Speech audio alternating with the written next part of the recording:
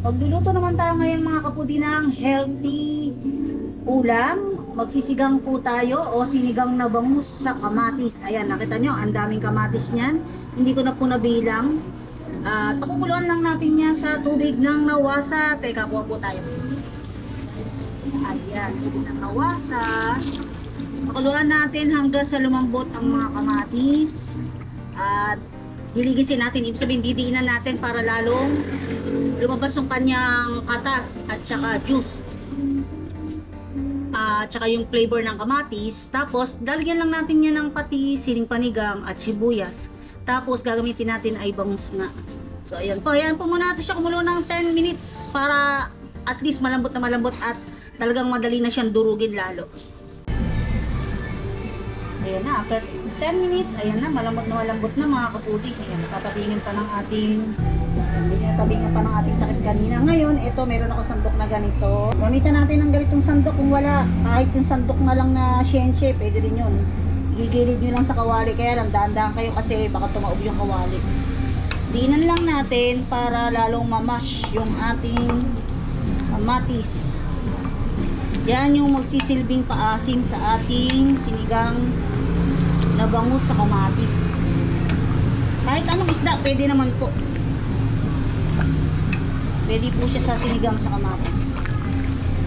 Yan. Pagka namas na natin, pwede na natin idagdag yung sibuyas. Bahala kayo kung gusto nyo mag-add ng luya. Ayan mga kapudi, kulong-kulo na yung ating kamatis. Hindi ko malaman kung saan itututok yung camera dahil nagpapad.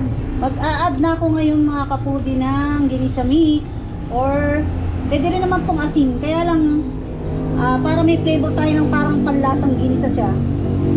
Pero actually hindi po kami nagigisa pag mga sinigang. Pero may mga tao po talaga na nagigisa ng kahit isinisigang. Alam niyo naman po, iba-iba tayo ng paraan ng pagluluto. At yung iba, meron din may luya para walang lasa. So kami wala po. So, tapos lalagyan siya ng konting patis. At tansyahin nyo na lang po yung sa panlasa ninyo. Kung gusto nyo mas maalat or mas matabang, bawas po kayo. Yan, magbabawas po kayo ng ginisa mix or patis. Ngayon, lalakasan ko na yung apoy. At i-add ko na yung ating mga bangus. So, ito po ay mga ulo na parts.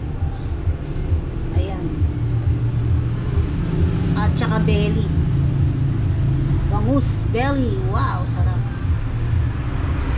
Ayan. Nilinis ko pong mabuti at make sure na isa may abdo po pala yung mga ano pa, yung mga bituka ng bangus. Yung iba po kasi nagsasama ng bituka ng bangus sa mga ulo at saka tiyan. Yan. Dapat po pala ganun yung tiyan, no?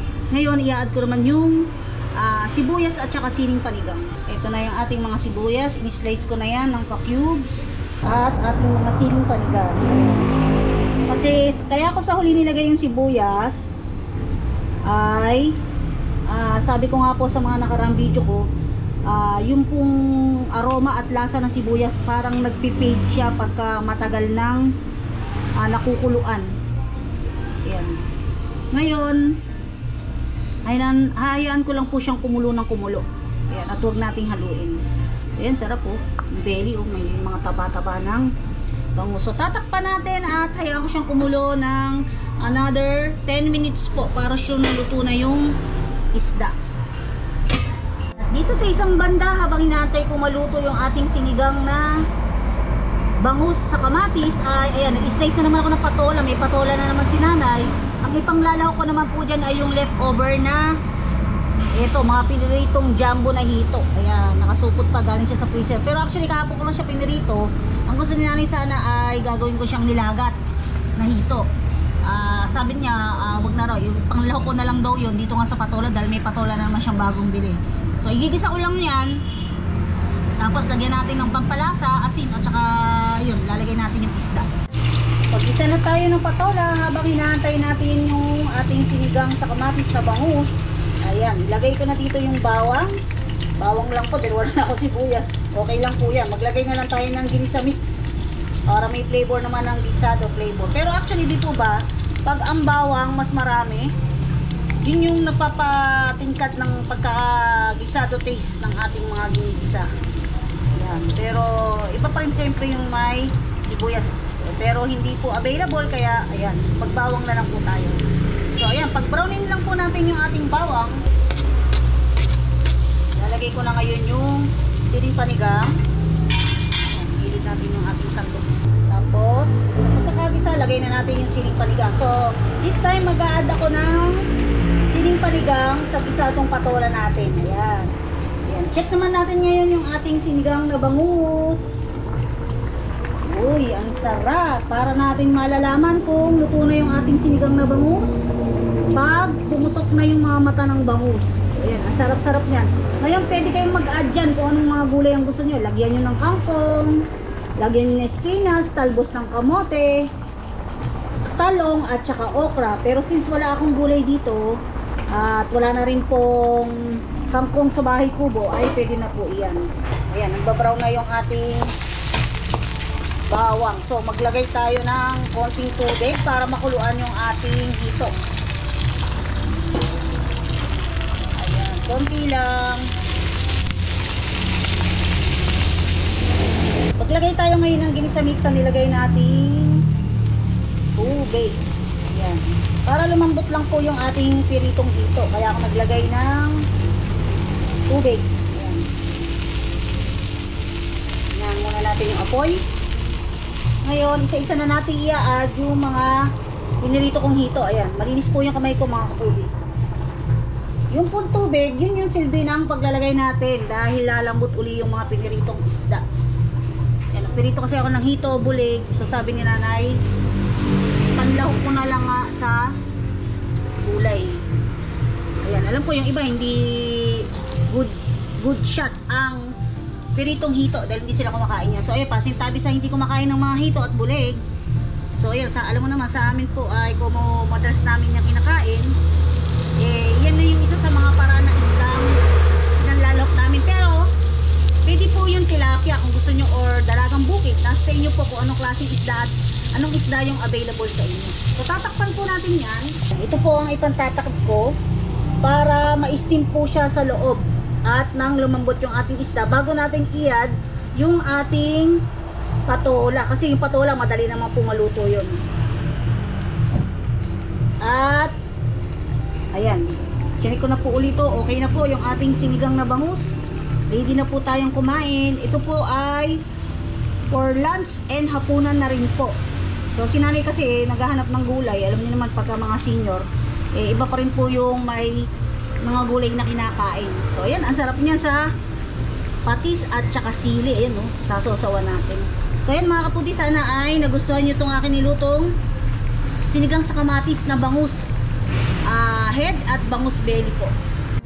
Ayan, check natin. Bibilingin natin yung ating hito para yung kabilang side naman yung makuluan ng konting sabaw natin. Si nanay lagi nagbibilin sa akin na huwag masyadong masabaw. Kasi ako pag nagluluto, kahit gulay medyo masabaw. Ayan, para yung kabilang side naman yung totally lumambot yung laman. Kasi nanigas po siya dahil medyo dinip-fried ko, tapos nalagay siya sa freezer. Ngayon, i-high fire ko siya. Mag-a-add ako ng pamintang durog. Ayan, tapos ilalagay ko na yung ating slice patola. Si nanay mahilig sa paminta yan. Total, hindi naman kakainin ko ng mga bata. Dadamihan ko na yung paminta.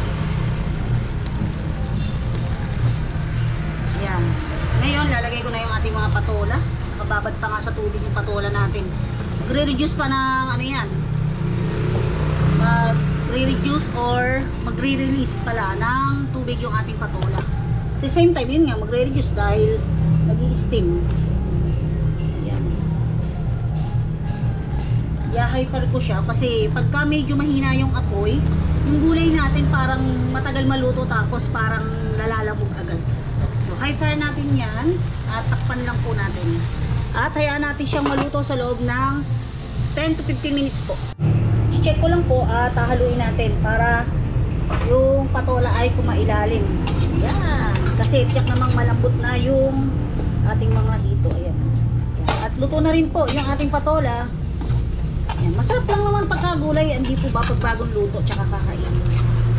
So ayan, para ma-absorb ng ating patola yung flavor ng ating nilagay. So sa mga gusto maglagay ng betchin, pwede po kayong maglagay siya. So ako naglagay po ng konti, hindi ko na po pinakita kasi alam ko marami sa inyo yung ayaw na may betchin. Si nanay kasi parang tumanda na na betchin. Ayan, yung lumaki siya na gumagamit siya ng betchin. At doon ko rin po natutunan. Pero minsan pag wala po talagang betchin, asukal lang yung ginagamit ko. Konting asukal. Yan. Yun. Ayun mga kaputi, ang ating isadong patola sa leftover ng mga isda. Pero actually, hindi naman leftover yan. Tinago po talaga para dyan sa ating patola. So, ayan. Titikman ko lang sa konting sabaw. Okay na yung alat niya. Sakto-sakto, malinamnam. So, kanina, nakita nyo, yung mantika ay medyo ma-brown. Pinagpirituhan po ng hito yun. Pero bago po yun actually. Kaya lang, kailangan talaga kasi pagka yung malalaking hito, ay maraming mantika ang gagamitin kasi hindi mailulubog sa mantika yung mga parts ng hito dahil pagkakaunti lang yung mantika. So ayan. At continuous luto pa po yan. So ayan, sana may natutunan kayo ngayong araw na to at natakam na naman tayo sabay-sabay sa ating mga putahe ngayong araw na to.